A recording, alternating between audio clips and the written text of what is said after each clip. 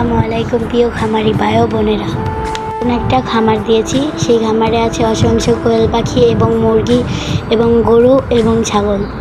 জন্য দোয়া করবেন আর আমার পশু পাখিদের জন্য দোয়া করবেন। আমি প্রত্যেকটা দিন ভিডিও ছাড়ার চেষ্টা করব, সবাই সাপোর্ট করবেন ইনশাআল্লাহ। আপনারা দেখতে থাকেন ভিডিও। দুই কুল গেল আমার লইলি না খবর, তোরে ভালোবাসা আমি হইয়াছি নিথর।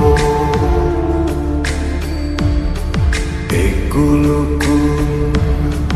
দুই কুল গেল আমার লইলি না খবর,